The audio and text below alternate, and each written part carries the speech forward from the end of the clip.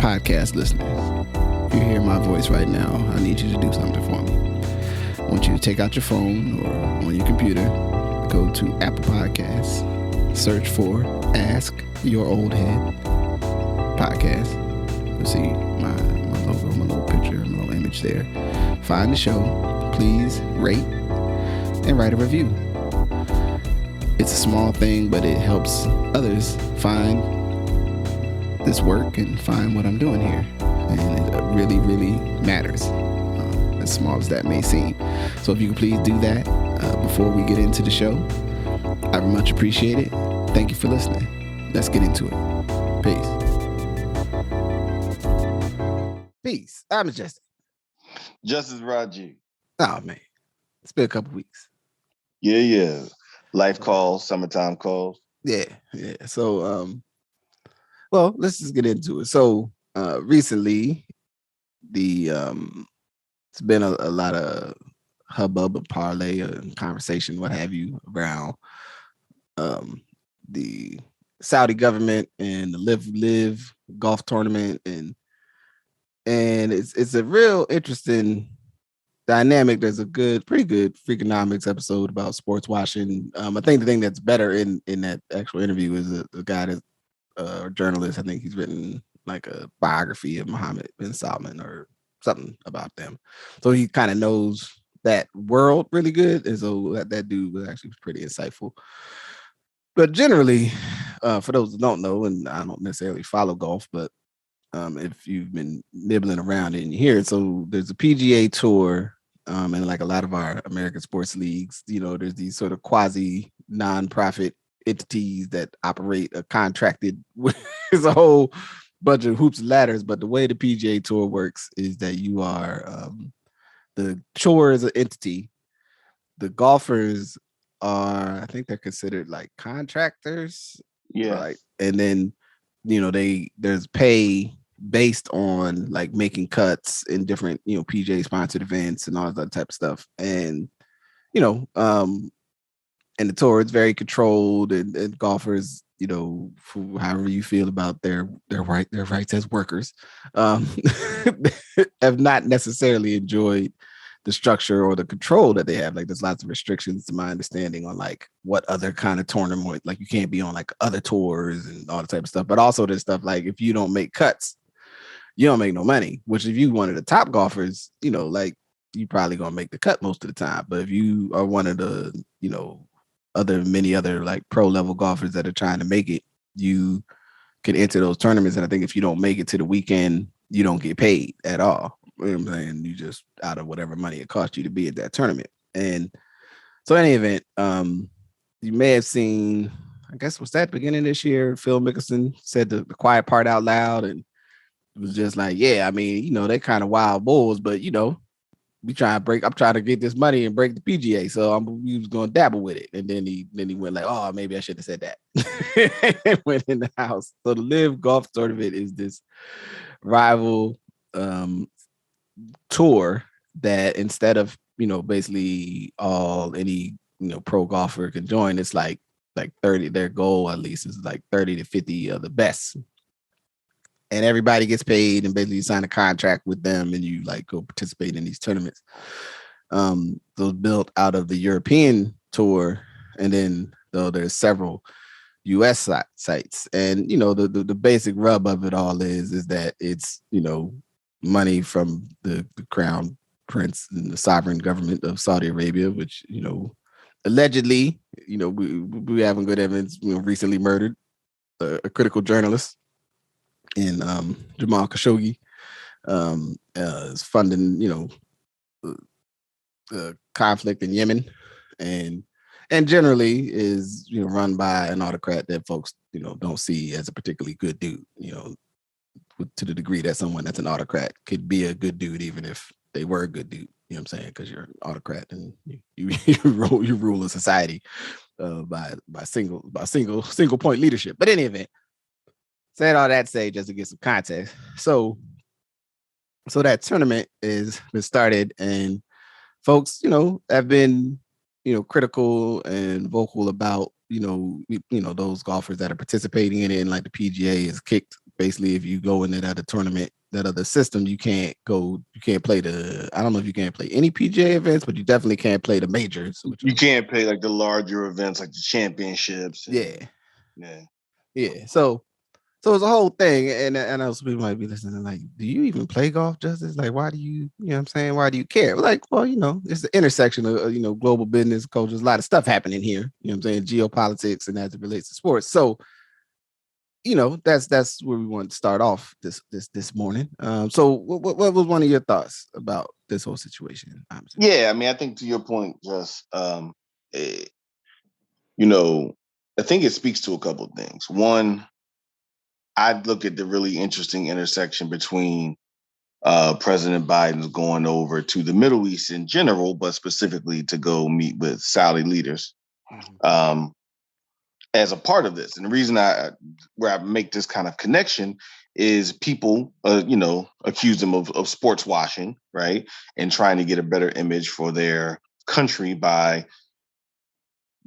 doing golf tournaments, though it's kind of a challenge to me to see where you really get a better global image by sponsoring a golf tournament. I think there's a whole host of things you could probably do to be seen as better in the eyes of the world. Right. And it's only a really American thing where we think that they're reforming their image by sponsoring a golf tournament. Right. Like, you know what I mean? So that's one thing.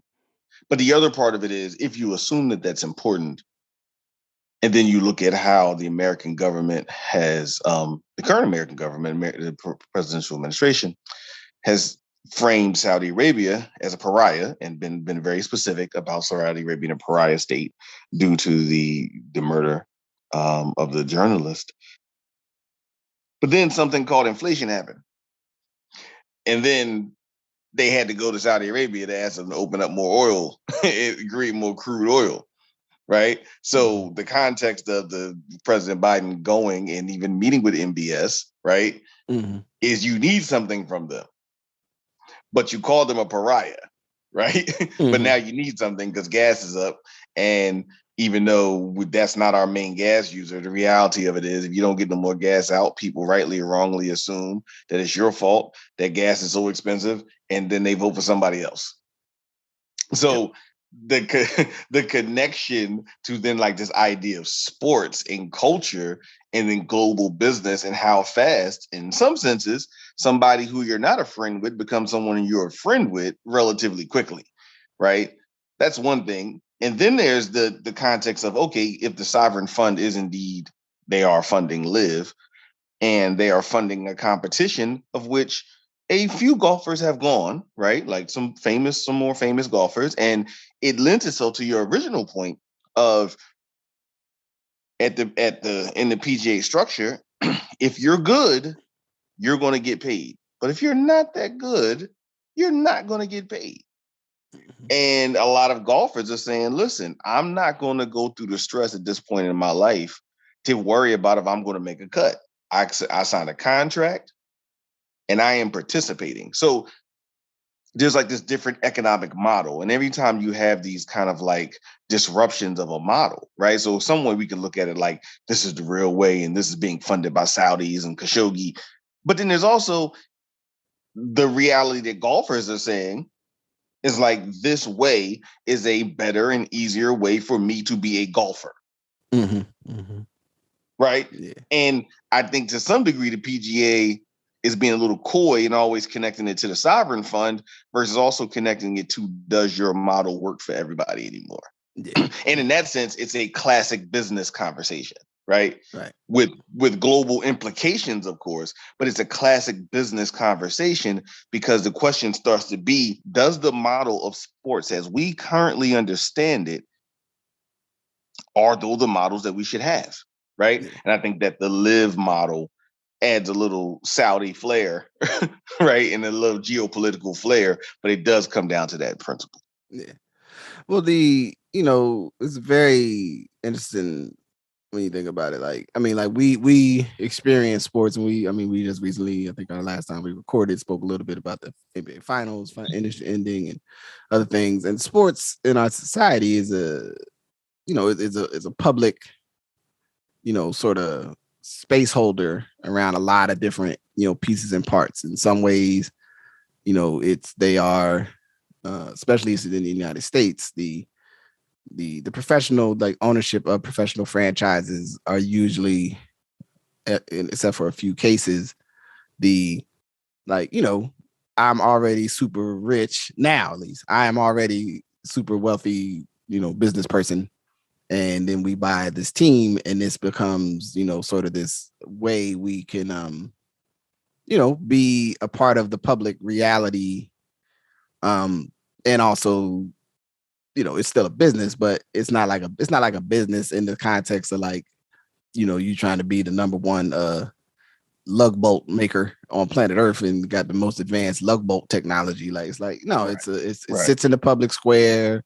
It becomes a meeting and event space, becomes a transitional space amongst I think we mentioned this particularly around what's it Lacob, the owner of the Oh Warriors, in yeah. terms of being able to amongst your peers that are all super tech wealthy people go, you ain't got one of these though. You know what I'm saying? Like, Right. right. It's all these other Show things in horses. it. It's Yeah. just show horse. It's and then you have, and I know other people are like, no, sports is about competition and character. And you're like, yeah, the playing the sport is about that. But the other stuff in the sport, and I know there are people that I've heard and I've stayed away to a degree. I mean, I guess because there's other inertial factors from golf, because it's I've been told that like once you start playing, it actually becomes like super fun, and you want to beat it, and it's a really hard game to actually be to do well. So I know there are like people who really like watch golf. They're like, they have a whole channel. There's people that are like, yo, I watch golf. I know all these players' names. I play golf the same way we might, basketball, a sport that we play, whether recreationally or otherwise. And then you also, watch the sport and enjoy the sport. Right. So you had these two different things happening. But in terms of where these things sit in the global space, is they are, in a sense, a vehicle for ambassadorship or connection. But I would counter, and I think there's good points and a couple different things you'll find on this, where it's like from an overall sports watching perspective, I mean, folks, it's not a lot of times that somebody, Russia and China have hosted the Olympics in the last decade and a half, and our, perception of their autocratic governments in no way has changed. Right. Obviously, Russia's current behavior notwithstanding. Where so the idea that like, we would suddenly be like, oh man, Saudi Arabia, they host that golf tournament. It's great. Right. And there's so many implications, but like the idea that all of these things are like there's probably a good reason to to want to stay away from that league, right? But the idea that well he's a bad actor, so therefore, but it's as if we have not been in a over 70-year, I think now or more, relationship with the autocratic government, royal family of Saudi Arabia around Right. oil. Like does everyone have a That's short my point. ass We memory? right. That's my point. Like, okay, you don't want them. You don't want to take the money because it's golf, but then the United States goes over and has strategic relationships with this government. Mhm. So is it's good enough to take the gas, but not enough to play golf with them, Right. right? Like, and again, I'm not, whether you think the Live tournament is sucking the life out of the PGA or making it unfair. Again, that's a whole sports money status quo conversation. But it is very interesting how we can forget that in America's strategic interest, and I'm not saying nothing inherently radical here, in Nope. America's strategic interest, we align ourselves with people who advance our interests regardless of their government is democratic or autocratic. Right. And that's just what it is. That's what has happened. It's what is happening now. Right. And the United, our press can try to frame them differently, but that is often what occurs. Some of our friends are autocrats. Some of the people that we actually don't like are have republics or democracies. Mm-hmm. Right? Like it's about strategic interest, not necessarily a form of government, which I think is also a really interesting thing that I think we have to be able to have a dialogue about because we've been connected to the actual form of the government. And this is not calling for autocrats, but this is acknowledging that we were framing like, oh, that they're autocrats. versus our democracy when outside of a few actors, January 6th showed you mugs didn't care what you voted for. Mm-hmm. Like there was a sitting government, there was a sitting president who actively tried to dissuade people in power from respecting the outcome of the election. Right. And there's people who still act like it wasn't that bad. I mean, you know, folks just had to get some stuff off their chest. Word. Right. Like, oh, that's what we doing now? Oh, it was a dust up. How your man say? Del Rio. It was a little dust up. Oh, it was a dust up? For real? This is what we doing? A mug invading the Capitol. So again, this is not one of them things, but I think it's important for us to put in context in how sports and geopolitics do connect. Yeah. Another thing that I was just thinking about was one with MBS and LIV. Well, and also I want to use soccer. Mm-hmm. I mean, royal families from Qatar and other places have invested in soccer tournaments and invested in global soccer and control soccer. Have large franchises in America. Yeah, like we should have no confusion about like where this global money comes from, because I want to share with everyone. American money is not enough to fuel the things you see in America. Absolutely. Like, you know what I mean? Like, there's not enough money in your town to fuel your sports team. Even if you think it's enough money in your town to fuel your sports team, that's not correct. There's a global thing when Fenway Sports, for example, controls and owns the Boston Red Sox, Liverpool, and the Pittsburgh Penguins. Mm-hmm. Right? Like that's global capital. There's no one person sitting in Boston who had enough money in the treasure chest in Boston to be able to buy the Red Sox and then buy Liverpool. Right? And so, it brings up, how do we think about the things that we're told? How do we look below it? And then again, acknowledging global sports on the same line. There was an article about Ari Emanuel, who's the brother of Rahm Emanuel, who's now the diplomat, ambassador to Japan, the ambassador to Japan, mm-hmm. and his brother Zeke, and everyone knows, cursory glance at their story tells you what it tells you. But one thing that's interesting is that during the pandemic, if you think about it, there was only one form of quote unquote sports entertainment that didn't stop.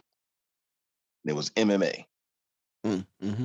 Because they built a dome by Dubai in the UAE mm-hmm. to actually keep that one sport being the only one. And Ari Emanuel is an investor in that, in MBZ, which is they got MBS in Saudi Arabia and MBZ in the United Arab Emirates. They are big investors in MMA. Mm-hmm. Mm-hmm. And so just an interesting idea that like this sport that starts, whether you say it starts in gyms in America, whether it starts with jiu-jitsu, Brazilian jiu-jitsu, regardless, you say the origin story is, that's the reason everyone was able to keep watching MMA all during the pandemic when in its most acute forms, was because of the global capital, and understanding these things. So we're watching, we just don't think anymore that our global sport, our like hometown sports team is like a hometown thing. And one more part about that is recently in Pittsburgh, the Pittsburgh Steelers Stadium, which has been called Heinz Field since the early 2000s, is now called Acrisure Field. Right. And then, understandably, everybody's up in, everybody's boxes in a bunch about it. Your mama call it Heinz, I'm gonna call it Heinz type of thing. Right. Yeah. Which is a mix of classic, frankly, we can't change because we liked the old thing and we just don't like the new thing, which in American society then extends to a lot of stuff, right? Yeah. We liked the way it was. I liked it that. Why I gotta be different? Why do it have to be different? AKA, we liked that neighborhood when it was like this. Why does it have to be different? right? Acrisure has nothing to do with Pittsburgh. And while that is true, besides some relationship to Thomas Tull, who also was part of the Pittsburgh Steeler ownership at some point. Oh, okay. See, there you go. Yeah, that's the Thomas Tull is the he's the linchpin here. Because he's the president of the board of Acrisure. Yeah. So, and that's a whole nother story. But the funny thing about it is Heinz Kraft, which is what it's called now, makes little to nothing in this town. Right. It's all in Chicago, right? It is a figment, literally, even it's a ketchup-based figment of your imagination. Ketchup and relish and mayonnaise. Like, it is not here anymore. So it just goes to show you that, like, as things have become more global, we still have this quite local view of our sports culture. Yeah. Well, and it's an interesting nugget that taps on, because especially in light of sort of the current conversation that has flowed out of these abortion laws in these states, where these folks keep sort of saying out loud, like, you can't leave, you can't go where you want to, which my thing is like, let me find out you trying to stop somebody from going where the hell they want to. That's ridiculous. Like, it's a state. I just live here, dog. Like, it's a organizational unit. It is not like it's not the defining reality of my human existence. I will walk over there if I want to. All them lines is imaginary. So, but I'll save that for another rant. The idea that the way we feel, right, about spaces and cities, and like, this is my part, and I live in here, and in Pittsburgh, I had a whole list of somebody out there, like, all, wrong, incorrect information only, like, what the hell is Acrisure, and what does it do? Right. And the reality is, we whenever this happens with other stadiums, right, it becomes some company you're not familiar with, you know what I'm saying, or you never heard of, or you don't know what they do. And then it goes, basically eventually you just forget, you forget about it, because it's like it matters, but does it matter? Like, we live in a society that is, run and operated, the economy, at least, largely by the influence and decision making of large corporate entities. And I think it's hard to actually fully grasp the scale of these entities. Like, we think we understand them, like how much money is involved and what's happening, but I think that at times, yeah, like, I'd never heard of that company before they got the name of this thing, but they obviously are a big enough, whatever they are, that they could afford to pay for the name of a stadium. So, right, like, you know what I'm saying? And then, so even jumping back to the sovereign wealth fund, the Saudi Arabia sovereign wealth fund, because they're not the only sovereign wealth fund, but they're one of the biggest ones. That money is, what do you think is in all these different tech companies and all kinds of stuff? It's got sovereign wealth money floating around in there. They're one of the biggest customers on the various stock exchanges. You know what I'm saying? Right. Like, absolutely. So the idea that anyone's money is just sort of like, even as we're, the stuff as people have been talking about what's happening with Russia, like, Russia's money all over the place. Like, people are like, oh yeah, man, we don't want these oligarchs to run this team in England anymore, because those bad hombres. Bad hombres. You know what I'm saying? Bad hombres. But then it's like, wait a minute, man. Like, it's like you start looking around. I mean, look, the owner and erstwhile mighty leader of Cobra Command, the Cobra Commander of the Commanders, is shown to be, at a minimum, terrible as it pertains to appropriate treatment of women in the workplace at a business he runs. Besides the stories, there's an old sports column I used to read called Tuesday Morning Quarterback. Shout out to that dude. Can't remember your name right now, but I used to love that column. And way back, he thought about with what's his name, Snyder, first, wherever there's a park or land. Basically, he cut down all these really old trees because he wanted to see the water better. It was wildly illegal. He wasn't supposed to do it. He did it anyway because he had billions of dollars. He didn't give a damn. Right? Like, these are the people we talking about, and somehow having this virtuous conversation at times where it's like, man, we don't know if them dudes and people is good people. Right. So it doesn't mean that we can't be critical, right, and have a critical conversation about live golf or any other thing, but it's like the larger contextual, conversation is sort of like, it's very difficult to apply sort of that moral template and lens to like what you're going to engage with, and then find out that it's very hard to engage with almost anything without escaping and like actually avoid stuff. Like actually like, yeah, I don't want my money going to, you name it, giant corporation. And it's like, oh wait, they the ones that make them like they there is 3 brand rebrands, but it's actually all the same brand of this that I've been using because this is the one that helps my skin or whatever. And you're like, damn, like I can't escape it. Like you can't get away.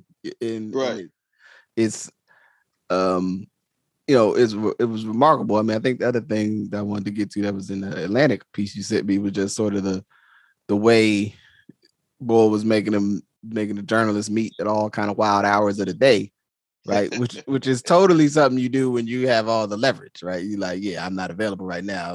Like a dude comes out, Mr. Rajee will be with you momentarily. You know what I'm saying? And then he goes out the room and you just sitting there like, man, I wonder what Justice coming out. I mean, he said he coming. Like you, if I have the means, you just gonna be there till I show up. Right? Like if that means 2 hours I come out, or if I come out in 10 minutes, what you gonna do? You gonna make me show you to come and meet you? Now you can get up and leave, but you ain't gonna get the conversation you want, right? And that's it's the discomforting thing about people in positions of power and leverage, and we, in our chat threads and at the bar, oh man, what a jerk, like, right? But at some point, it's like if you have to get something done that involves that jerk, what are you gonna do? Or you just do, or you say, yeah, it's not gonna get done. I'm gonna walk away. You're gonna engage the jerk. I mean, yeah, the timing is an interesting thing. I think one of the things you and I touched on earlier is that like we even have to be thoughtful about how we perceive time in America, right?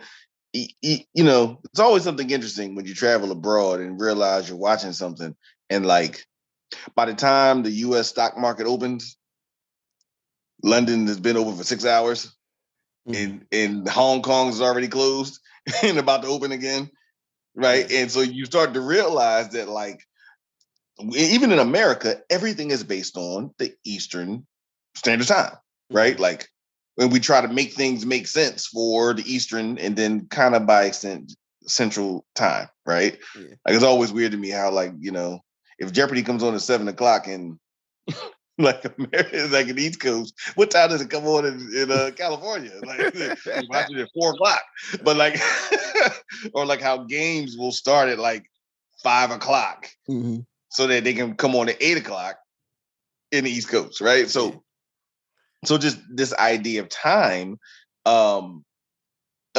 when things occur, and anyone who's went to events of different cultures will know that sometimes you think a party's going to be over at one point, the party's not over till the party's over.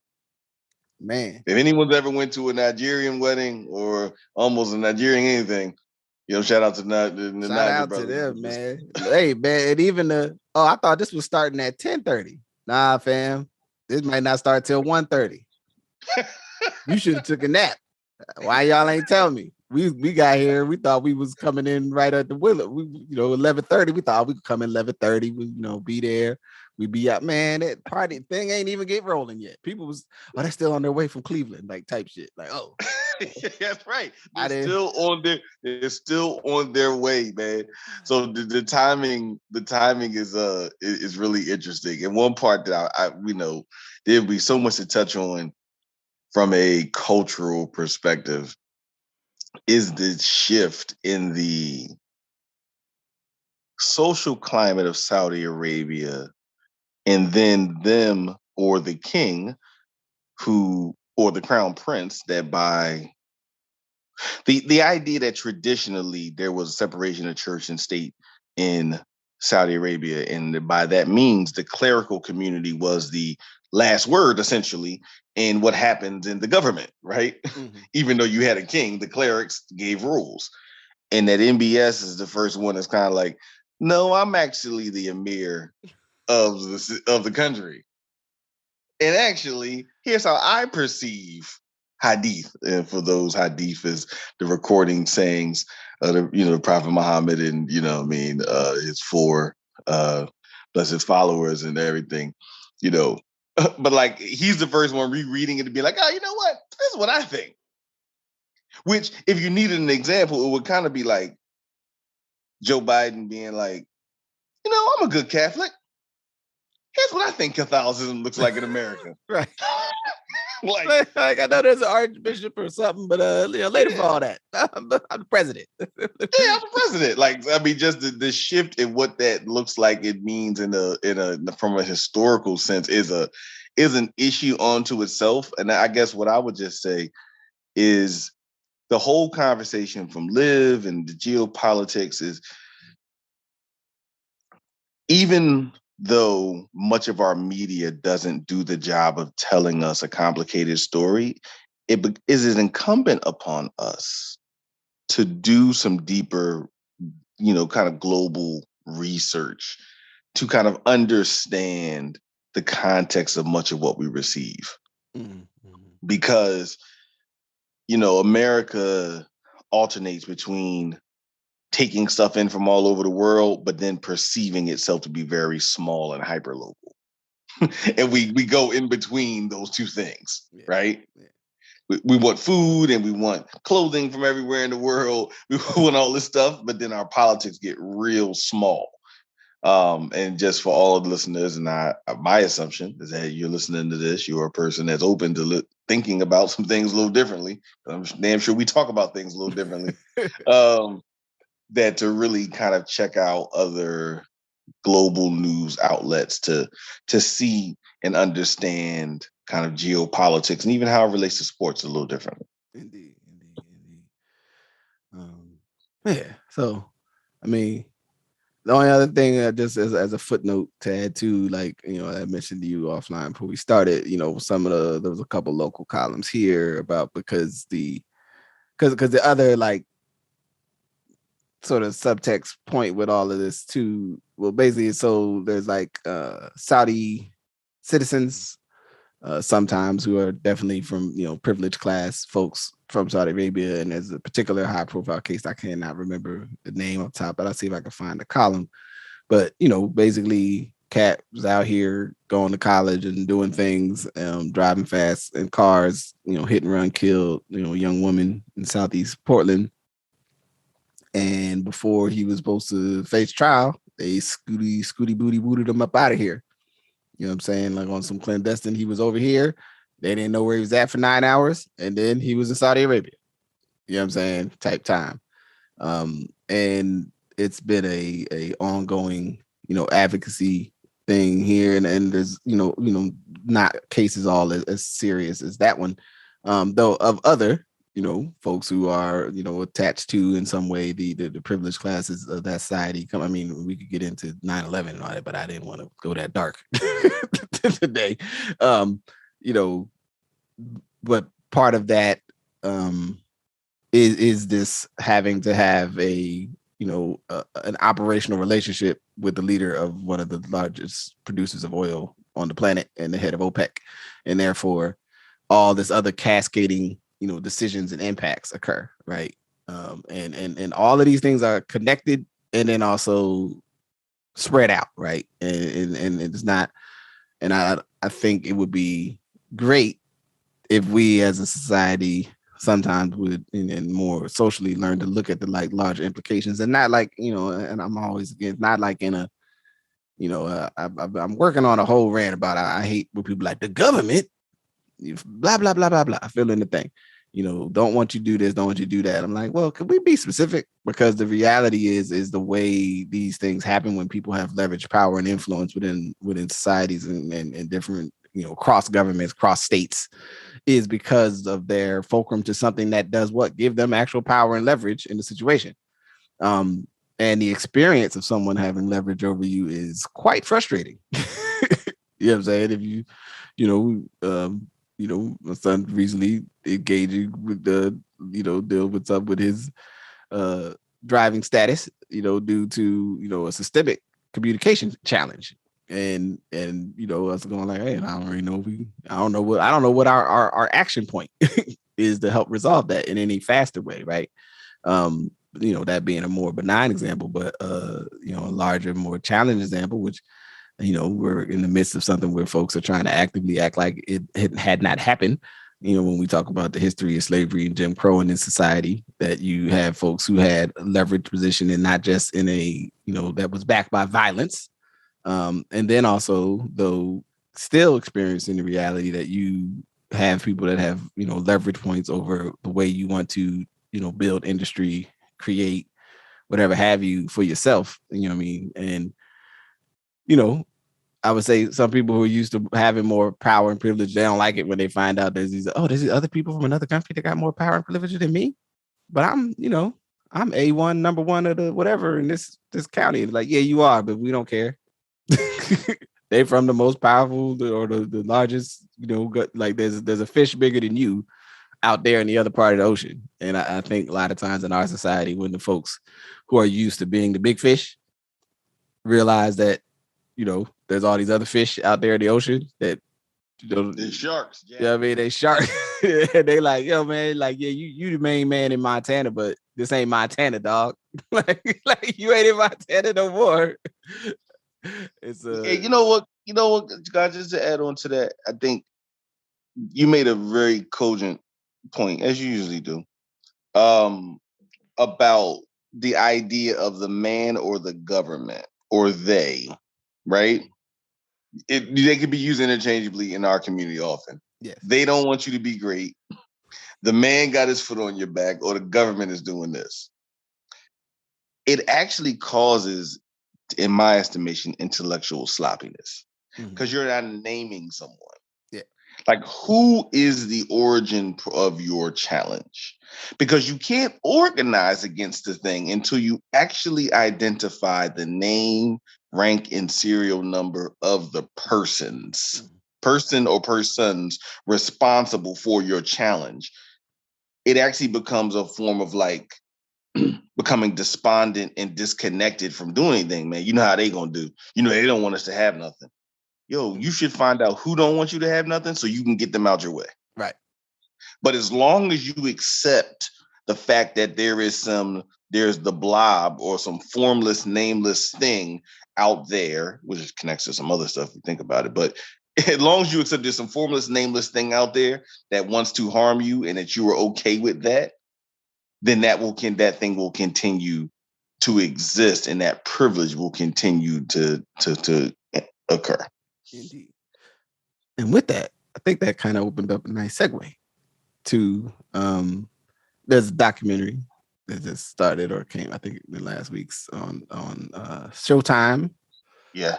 The Supreme Team, which it's one of the things I'd be assuming everybody knows all these various, criminal organizations of different eras, but I know that everybody don't know everything. But documentary,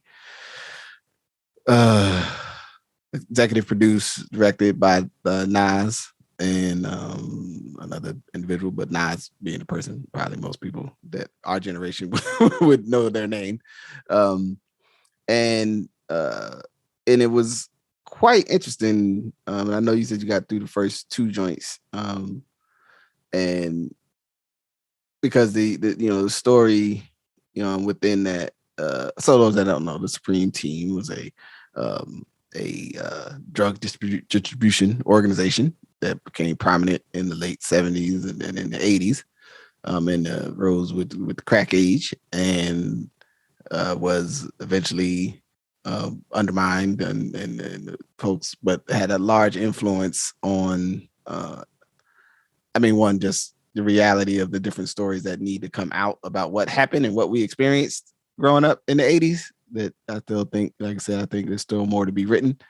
But is the backdrop of like everybody's scary nightmare about American crime or this or that, is seated in these different individuals, but like these were real people. And a prominent thing within at least the way the documentary tells and shares some of that story about these individuals is related to, where drug sales, within the global economy, because I understand drug sales are a global geopolitical commodity. It's a product, it's a part, and it's showing up, and it's the back door. Everybody don't want to talk about it in almost every land part of the country, whether it's heroin in Central Asia, coming from the poppy, or the cocaine in South America, to the I think they grow poppy, they grow cocaine somewhere else.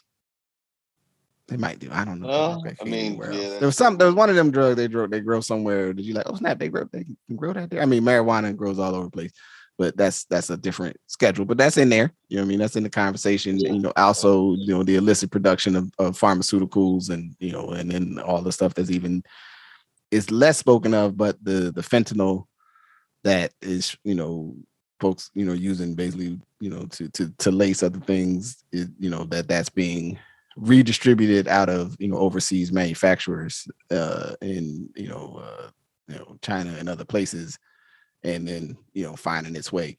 Right. So when you start talking about, but the way we are primarily thought to talk about sort of the drug pusher, right? At least the concept of the drug pusher when we was kids was sort of like this idea, this like dude that's running around your neighborhood trying to like, here, kid, try these pills, and then like, yeah, now I got a customer.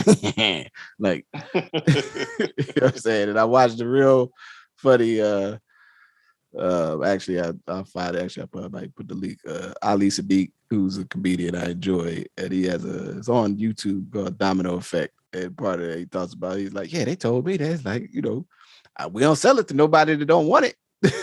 He's like, to me, that seemed like a convincing sales pitch, right? But he speaks about, I'm saying, his own, negative experience being engaged in the pharmaceutical, illicit pharmaceutical trade, and the harm that it did to him. I mean, and the harm that it did to our communities. But it's also like the idea that all of this centers on the us, right? Like on the community, like on the individuals, not on the giant apparatus that's behind it, and connected to it. So said all that to say, Supreme Team, the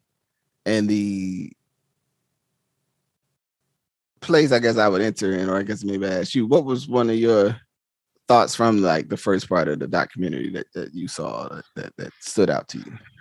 Well, one is, I think it's interesting in that in you remember this, just in the early 2000s there was a rash of kind of what I'll call community-based documentaries on a variety of characters in books, right? Mm-hmm. So you had like the documentaries in the magazines like Feds and Don Diva, that kind of focused on, the Black kind of like, organizations, I'm going to, for this context, right? Yeah. Because America has a romance with the Italian organizations, as well as the bikers, right? Like, we have normalized a group of mugs, the Mongols and the Hells Angels, who ain't really normalized if you look at the history of them. Yeah. They are bad hombres, as BJT would say. They some bad hombres, right? And it's also important to remember that there were Black folks that were part of those things, formations as well, which I think sometimes gets forgotten. But so we have a fascination with the Italian and the biker culture of this kind of like thing that is counter culture, and ours largely gets relegated to being blamed for the scourge. Right. Mm-hmm. So in the early 90s, 2000s, there was, folks who did a lot of that. And then you got books like True to the Game by Terry Woods and a lot of the Black lit joints, which, True to the Game in particular was her relationship with the JBM, also known as Junior Black Mafia, out of Philadelphia. So you had these things. And then I think recently it kind of subsided, I think, as hip hop became less focused on authenticity. right? Like I think at one point, our generation of hip hop and maybe the one right after us was really all about authenticity. And then you have generations of kids, younger people who that's not why they listen to somebody. Yeah. They don't know if they ever sold drugs. They don't care. Yeah. Right. In fact, they kind of like that the guy uses drugs or girl uses drugs more than sells drugs. Right. Like Right. that's They're more enamored with that than the other thing. Yeah, they're more enamored with like the emo rock star I am drugs than I sell drugs. Right. I am. That's a good one. I am a drug. Like, you know what I mean?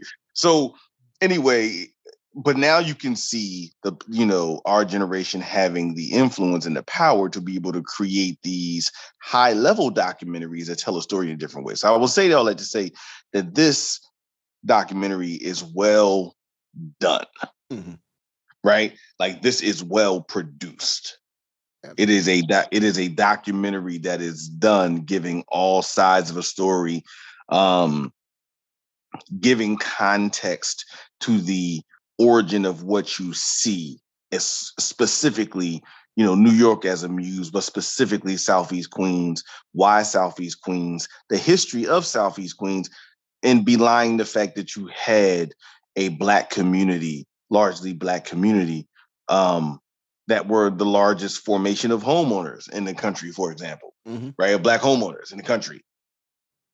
This place that was the home for Louis Armstrong and, jazz artists and all these folks who would move to Queens as ways to, kind of get out of Harlem and Brooklyn and the Bronx, and then it becoming it challenged, right? And you and I have had conversations about what happens when neighborhoods that traditionally were one way had now become another way. Yeah.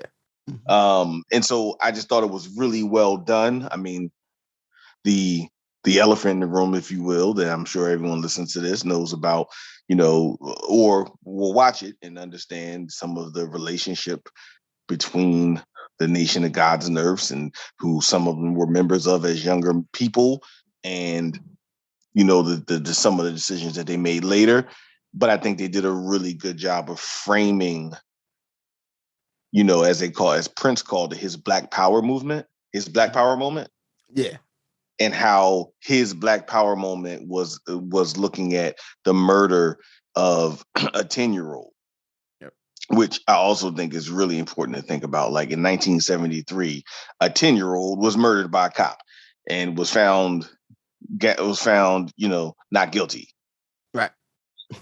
Right. So the same conversations we're having today, we're having 50 years ago.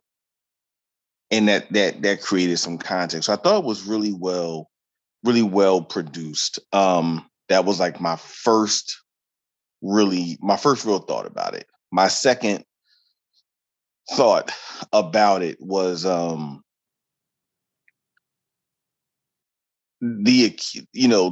role and the importance, as they came to talk about it, of like police. Well, I won't go there. What I'll say is this: the other part of it is how our black quote unquote criminal organizations or black organizations, illicit organizations, are often found to be like the goofballs of the criminal world, mm-hmm. like the goof troop of the world, like like the ones that can't get right, the guys that can't shoot straight. And watching the Supreme Team documentary, you become real clear that this was run as an organization. This was run as a business. Yeah. Like they got paid on Friday. Right. Right. When he said we get paid on Fridays, like you work 6 days a week and then you come in Friday, you get paid. Like, so just that idea, and attached to the idea is the deconstruction in post-industrial American society, the fact that people were essentially creating economies within their communities to supplement the fact that there was no economy. Mm-hmm. And I think it's important to think about it. There was a certain time to have people thinking about certain levels of achievement. It wasn't that you were going to be able to go work at a factory, whether textile, steel, insert industry, then take care of your family, get a Cadillac. I mean, those things became more and more out of reach, and people started making decisions more and more about what they would do, but you can't separate the deconstruction of American post-industrial society to the rise of the Supreme Team, um, you know, or the rise of these things happening in cities all across the country, actually. Yeah. Well, and I thought it was appropriate to this conversation because although the gray economy as it pertains to the American illicit drug trade is not necessarily it's not the same thing as a autocratic, you know, totally not respecting the concept of civil or human rights state, but it ain't that far off. Like it ain't the same thing. I hear y'all. Right. It ain't that far off, right? And as we've had in our conversations, and I think it's important to give context. One, to my knowledge, in my 46 years of life, in whatever number at least that I was aware enough of the drug trade and people using drugs, I've heard of the prices being high. I've heard of maybe it being not good product in the street, but I ain't never heard of a day there wasn't no illicit drug somewhere. So despite all of this, people locking up, people going, seems like stuff just keeps on flowing, right? And there's a challenge within that to me as a whole society for us to have a bit like to think about, right? Just to frame, not to, you don't got to make a point, just to think about, like these men went,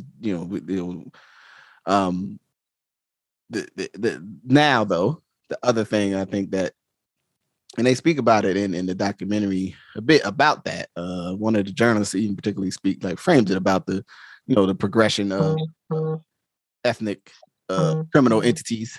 You know what I'm saying? Like, the Irish mob, the Jewish mob, the Italian mob, other, he doesn't name other ones, but he names those three. And then he like these guys, this was their window. This was they one. You know what I'm saying? Like, and the history of those communities were sometimes able to, the aspect of those communities that were involved in those things, because I know everybody was not involved in those things, but the positionality within, especially this society, that the folks who would end up sometimes engaged in the gray economy are those who cannot, are not allowed access in in the other economy, right? They're not able. So you make, you're not necessarily that you want to, but sometimes you got to figure out how to make a deal with, like, well, like you say on Martin, like, Tommy, you ain't got no job. You know what I'm saying? Like, we all supposed to read between the lines. Tommy sells dope. In case everybody in America, in case you was watching Martin and you didn't understand the Tommy ain't got no job joke. It's Tommy was in trading and commodities training. You know what I'm saying? Quote unquote, allegedly or whatever. Right. But this is, and I thought it was really poignant actually through the documentary, because the way it's structured and what I thought about was really good is they don't try to, like, it doesn't speak about what they were doing and as if it was like, yeah, man, that's what you do. It was like, nah, like, we sell drugs and particularly drug that we kind of fucked up. This shit like fucked up the community. Like, this shit harmed society, it harmed our community, harmed where we came up.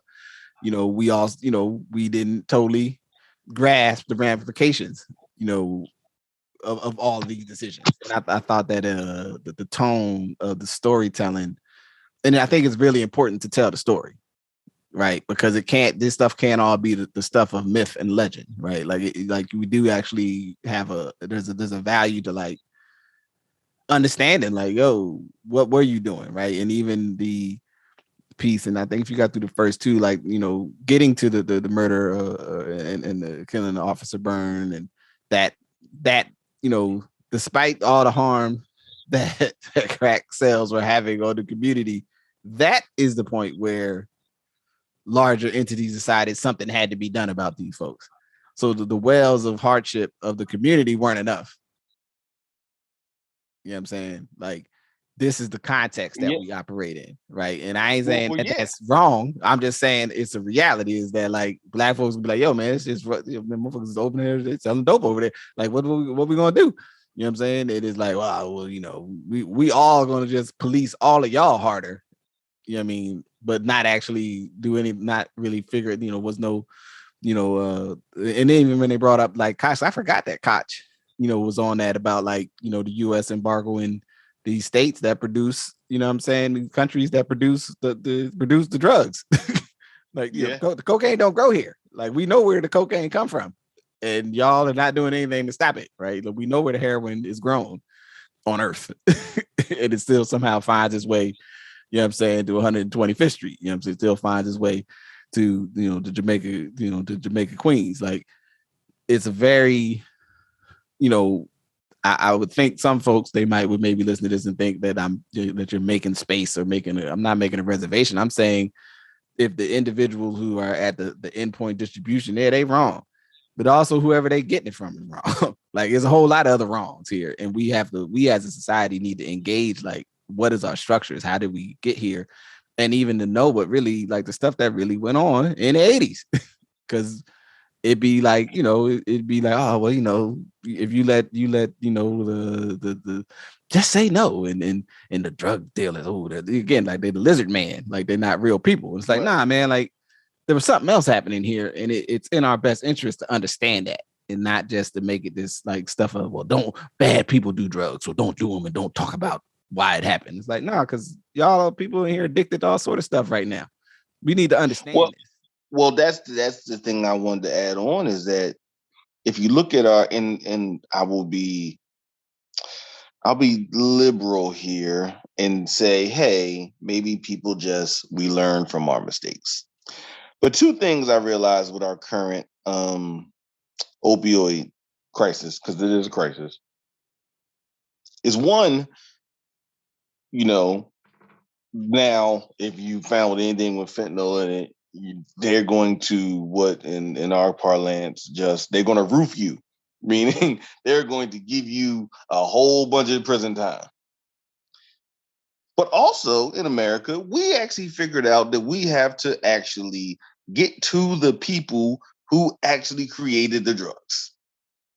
So, you know, the Department of Justice has gone after the creators of the opioids that got out and harmed people, and fined them billions and billions of dollars, because we recognized that you had to actually get to the top of the conversation, right?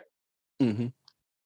Well, the challenge is we never get to the top of the illicit thing.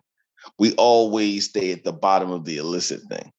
Where for opioids, we figured out how to do the point of supply as well as the broader supply conversation. So I think it's, to your point, whether we choose to make space or not make space, your bigger point of, like, it has never stopped, meaning if you took the individual out of the thing, somebody would come and do the thing.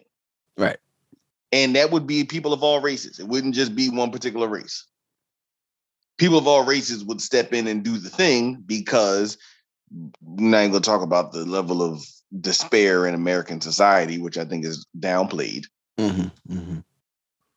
But there's also the economy of America, which the economy of America doesn't make space for everybody coming out of high schools with general equivalency diplomas, or in high school diploma that is equal to that.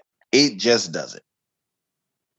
And any workforce conversation you're going to hear at some point, you recognize that the skills that American businesses need and the talents that people are producing out of schools are not aligned.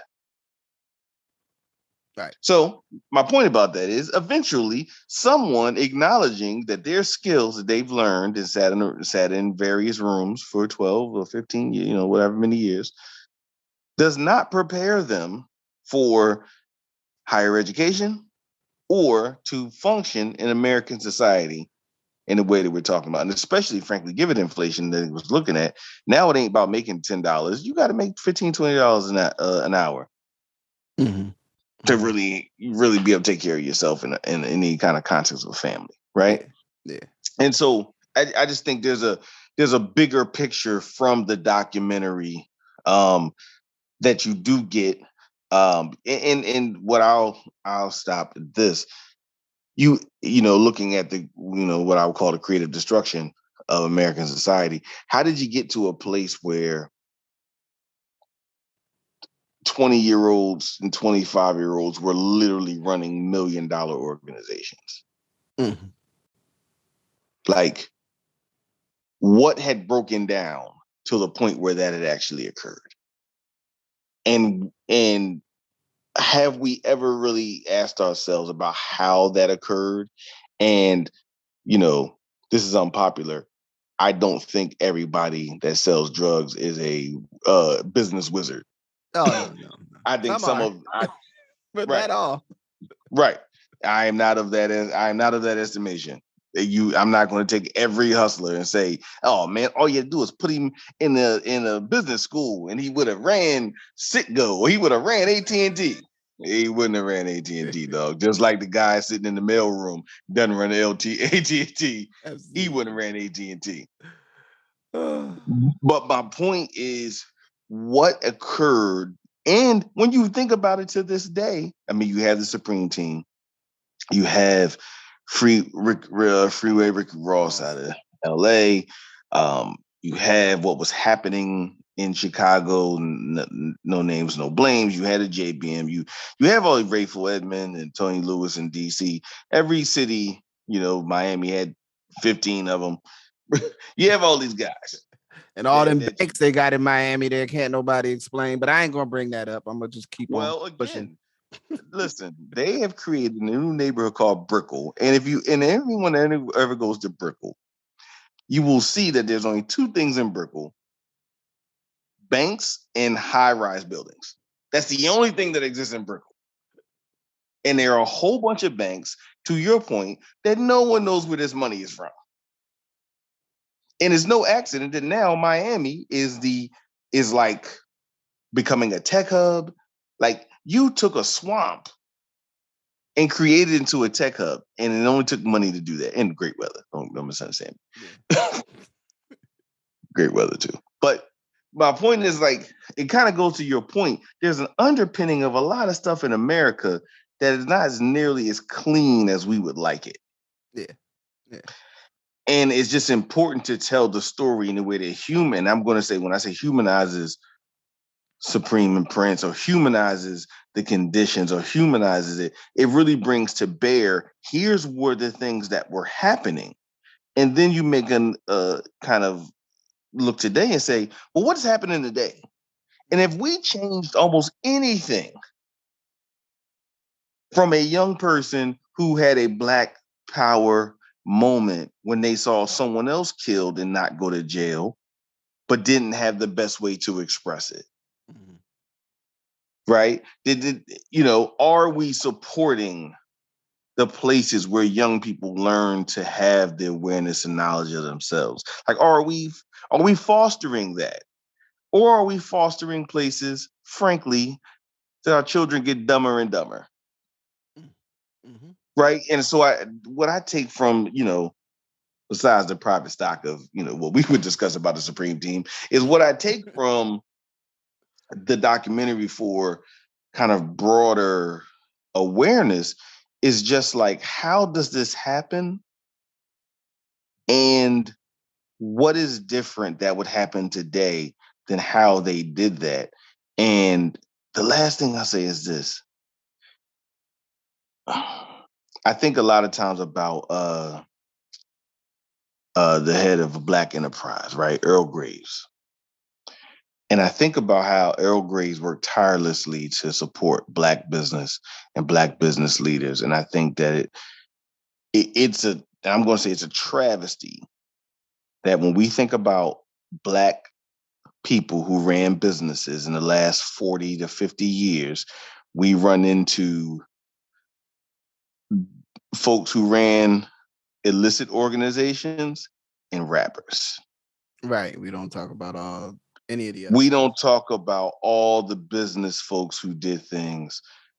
I think it's just we're making a real challenge when we go from Supreme to AZ to Aaron Jones to Rayful and then to Jay-Z.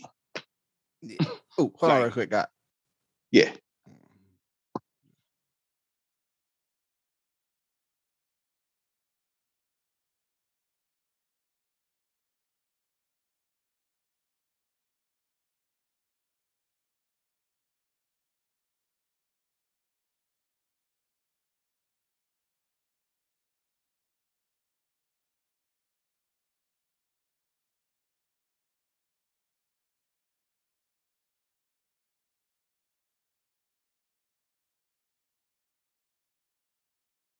Base, yeah. And we don't like we weirdly don't have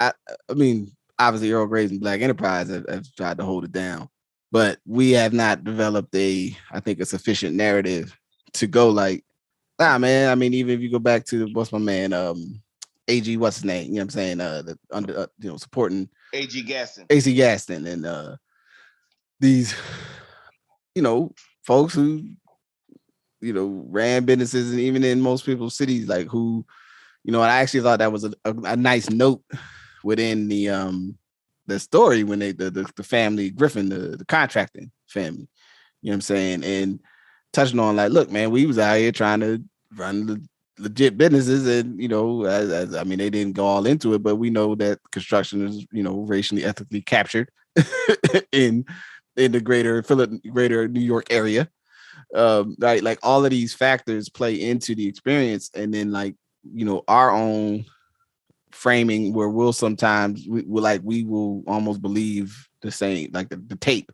that, yeah, like them people are the only people that was prominent. You know what I'm saying? I mean, I think LL try to say, well, like I know now that what I was seeing with them was not really the only indicators of success.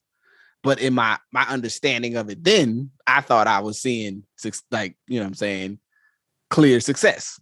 You know what I'm saying? Being in the spot with them and the social cultural cachet that they had within a space that was a very black space. Like that wasn't like a public, that wasn't everybody's space. Right. And so it's a weird, there's a lot of pieces there, but there is a piece of like, yo, we still ain't really doing a good enough job talking about, black folks sort of, social, business impact.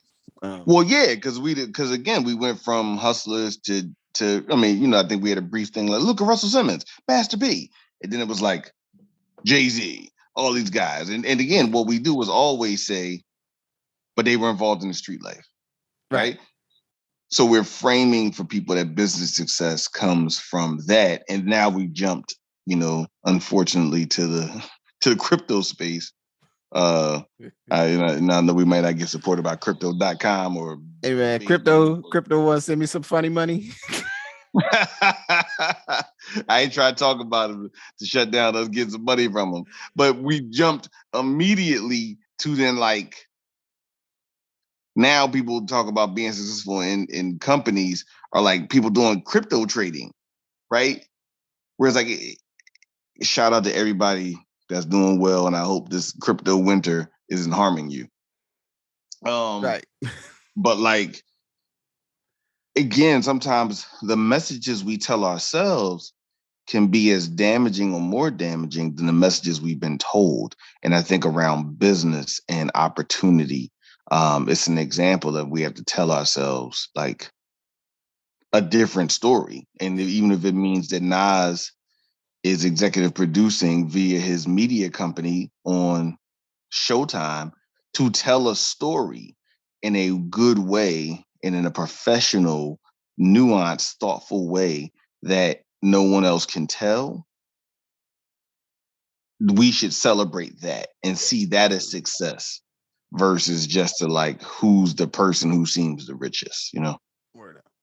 Yeah, I think you said it very well right there. Because yeah, like there's still more stories to be told of that age and the age in our generations kind of coming to where we at now. But I think that this is a really good, it's a good piece. It's a good foundational piece. I feel like it was a very honest and I think generally fair assessment of the story, and even with your man Mayor Adams in there, just yip yapping about various things. You know what I'm saying? And it's very interesting. Mayor Adams guy. It's very interesting, man. It's very interesting too, and even like it was not a little nuances like the judge, like how to hit the judge and what to find that they was basically two blocks from each other.